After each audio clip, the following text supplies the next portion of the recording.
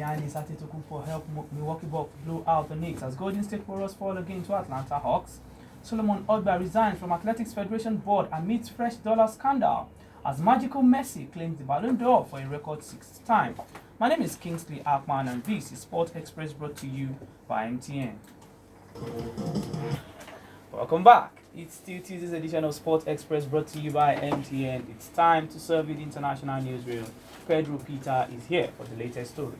Thank you, Kingsley. Our first story is from boxing, where WBO, WBA, and IBF World Heavyweight Champion Andy Ruiz Jr. insists the pressure is on challenger Anthony Joshua ahead of their rematch bout in Saudi Arabia this weekend.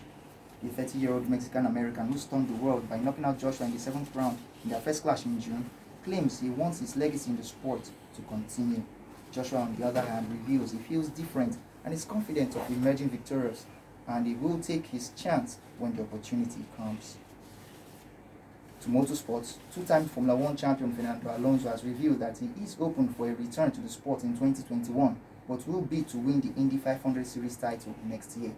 The 38-year-old Spaniard, who last competed in F1 during the 2018 season, insists his immediate ambition was to add an Indy 500 title to his career achievement, and he is likely to race at the event next year, either for Andretti Autosport or the new McLaren team. Alonso is aiming to become only the second man in history to win motorsport's Triple Crown, which comprises of the Indianapolis 500, Le Mans, and the Monaco Grand Prix. Finally, to cricket, New Zealand sealed a 1-0 series win over England as an inspired performance from Kane Williamson helped the hosts secure a draw in their second test in Hamilton. Skipper Williamson made an unbeaten 104, while Ross Taylor added 105 not out to guide New Zealand to 241 for 2, a lead of 140 runs before rain stopped play. England, who lost the first test by an innings and 65 runs, have not won in New Zealand since 2008. Elsewhere, Australia wrapped up a 2-0 series win over Pakistan by winning their second test encounter in Adelaide by an innings and 48 runs. Thank you very much, Pedro. The world's greatest father is here. Bode Oguti. Let's do basketball. Bode, we saw a few games in the early hours of today. Philadelphia 76ers defeated Utah Jazz 103-94. Milwaukee Bucks, a blowout against New York Knicks 132-88, and Ganu Adetokounmpo, like you said. It's Giannis. But he said you should call him Adetokounmpo. Not Ganu. Okay, Giannis. so it's Giannis Adetokounmpo, not Giannis Antetokounmpo. Yes. Okay, he had a good one in that particular game, and he has also been named as the player of the week for the Eastern Conference, while Carmelo Anthony is the player of the week for the Western Conference. And Golden State Warriors, they just keep, or they can't stop losing. Let's put it that way, losing to the Atlanta Hawks 79-104, while Phoenix Suns edged Charlotte Hornets 1-0, or they lost to Charlotte Hornets 101-104. Chicago Bulls also beat Sacramento Kings 113-106. Buddy, Carmelo Anthony, Giannis, deserve it. Yeah, first off, a lot of people have been talking about how good the Lakers were when they won, I think, 9 straight or 10 straight. But these Bucks have now won 12 straight. And nobody's talking about them perhaps because they are from the Eastern Conference. And they are so deep that if we're going to say follow-up of another team from the East winning the NBA trophy, the Bucks look like it. Giannis is playing at MVP level, and it's not surprised that he was named player of the week. It's just been awesome. This beating they gave this team this morning, the gap is so wide. I mean, I think they almost doubled the scores, but that's matter for another day. The nomination that has been causing ruckus, however, has been the name of Carmelo Anthony as a player of the week. Yeah. Remember that Carmelo was traded from the Thunder to the Rockets last season, and the Rockets, after 3 or 4 games, cut him. And then when this season started, for a long time he couldn't get to play in, but he's been playing so well that some people think that he deserves to be named player of the week, which is all well and good. But in the same period under review, LeBron James Harden, and Luka Doncic have played so well, and they have better numbers. Yeah. You know, so the argument is going to continue for a few weeks, until the next player of the month is named. But from where I'm standing, as well as Carmelo Anthony has played, I think Luka Doncic should have been the player of the week. But hey, that's me just saying. Okay, yes, Bode Oguti still sticks around for the Nigerian sports scene as there is another dollar scandal in the EFN. We'll be right back. Welcome back. It's still this edition of Sport Express brought to you by MTN. But don't go to stay here like the Grandmaster, the Demonte will say, the man with the troublesome beat. Now, I wish it's easier. at what point will we be free from all of this? Missing monies, scandal, crisis. If it's not in football, it's in athletics, it's in basketball, and it just keeps going on now. Yesterday, Solomon Oba resigned from the Athletics Federation board. You know, the stories going around is that maybe he didn't remit $150,000. Don't muddy the story. Let's put it bit by bit. Okay. Please. Last year, there was the African Athletic Championship in Asaba. Now, until now, I don't think it was made public that there was a grant of $150,000 that was given to DFA to help support the hosting of that event. Now, the story is that money was paid into a private account. Whose account, you don't know. But all fingers are pointing at Solomon Ogba. Okay? Because, of course, it's Delta State. He used to be the commissioner for sports for Delta State, and then after his tenure, he went. I think he was the chairman, local organizing committee for the sports. Because Ileloa is his zone, so he has to be the chairman because he's a board member and he knows all about the area.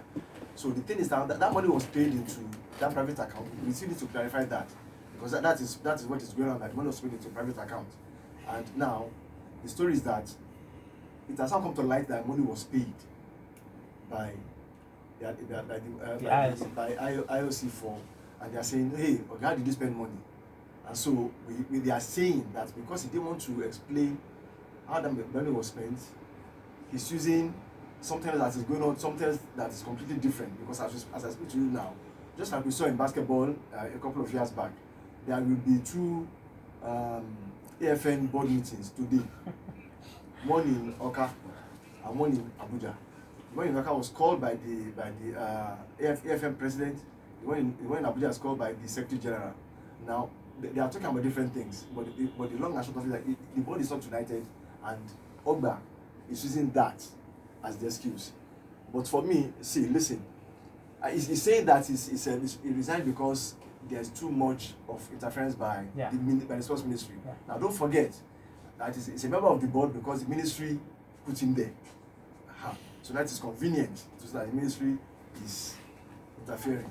But for me, whether it's interference or not, I think we should learn to explain and be accountable, explain how money is spent. If it is true that money was remitted, $150,000 was remitted, it is possible that money was used because, hey, it's possible that money was well used. However, the Delta State government also puts money down. Yeah. But so, he is saying that the money from the IOC wasn't for the federation, but was for the competition itself. That's how FIFA also, come out to support competitions. So that why is it that people, they are pointing fingers at the $150,000 and nobody's talking about the 850 million naira that the sports ministry requested from the federal government, and it's just there's also a part of that argument that I want to so time. But the thing is that if the money is for the competition, how was it spent? That's the question. Whether it is for the money wasn't his, it's not personal money. It's not money for you or for me. It's for the. So how was it spent on the competition? Did we buy pool or did we buy sand? Let us know. Mm-hmm. And remember that was the tournament where Water Tank almost killed people. Yes. We still have a long way to go. Moving on. Thank you very much for doing good today. After the break, Magical Messi, 6th Ballon d'Or award, and more. We'll be right back. Welcome back. It's time for the World Soccer Report on Sport Express, brought to you by MTN. Yemi Adesanya is here. It's a Tuesday, so Yemi, let's start with your always controversial team of the week. All right, thank you very much, Kingsley. Team of the week this week is a 4-3-3 formation, and in goal is Luka Eradeki of Bayern Leverkusen, who stopped Bayern Munich from scoring multiple 4 goals. Kept 10 saves, and Bayern Leverkusen went away to Munich to get a result. At right back is Yusuf Attal of Nice. At left back, O'Neilly plays at centre back, but played at left back and scored the goal is Gelson Bremer of Torino. At centre back is the pair of Virgil van Dijk of Liverpool, who scored a brace as Liverpool put 2 past Brighton, 3 past Brighton. There's Leandro Cabrera of Getafe, who had a goal and a clean sheet as Getafe put 4 past Leganes. In midfield is rejuvenated Dele Alli of Tottenham Hotspur, who scored a brace as well over the weekend as Spurs put 3 past their opponents. There's Marco Pulisic of Atalanta. Atalanta put 3 past Brescia in the Serie A and he scored a brace. Also to complete the midfield is Martin Odegaard of Real Sociedad, who is having an excellent season at Real Sociedad. He scored a goal and an assist as Sociedad continued their 5 form and he scored 4 over the weekend. Up front we have a trio of brace scorers. There's Corderea of Sampdoria, who scored 2 as they lost to Cagliari yesterday. There's Brel Embolio of Borussia Mönchengladbach, who scored a brace and an assist as Mönchengladbach continued their stay at the top of the Bundesliga. And then, if you've scored 17 goals in the league, the most across the top 5 leagues in Europe, you should be in the team of the week, and you scored a brace. Ciro Immobile of Lazio completes the team of the week, and of course, manager of the week is none other than former Ajax manager Peter Bosz of Bayer Leverkusen. Okay, can go to MTM 442 and also Sport Vision AG, because I was waiting for one particular name. I didn't find that name. There is a certain Inter Milan striker. I think he's got a brace too, and he has helped Inter Milan move to the top of the series. But we discussed all of that on Twitter. Then let's move very quickly to the Ballon d'Or. Messi, we all expected it. I wasn't expecting. Well, Messi, Megan Rapinoe, the second ever women Ballon d'Or winner, Mathis de Ligt, 2019 Copa Trophy, best under 21 player, Alison Becker, best goalkeeper. I think that one, no contest. Which of these awards do you think really was not deserved? No, I think everything went to script. But still, I just feel that Cristiano Ronaldo deserved to get a closer look. And I'm looking at it on the basis of, okay, yes, he won Serie A, very integral in Juventus winning Serie A, which they normally win. He won the UEFA Nations League, being the pivotal player for Portugal. So, the only yardstick you look at for Messi has to be his performance in La Liga and the 50-something goals that he scored. For me, I think that's not... It's an individual award. Yes, but the individual awards tend to lead, the individual performances tend to the teams achieving whatever aims they had at the start of the season. Now, a lot of people will say, why not Virgil van Dijk? If we look, we've had conversations about Virgil van Dijk over and over, and we look at Liverpool setup and how he plays. I don't think, as a defender, he is the best player in the world. Now, if you look back at the years when defenders have come close or even won this award, Fabio Cannavaro being one, he was immaculate at the World Cup in 2006. He got moved to Real Madrid at the same time. He was the defender's defender.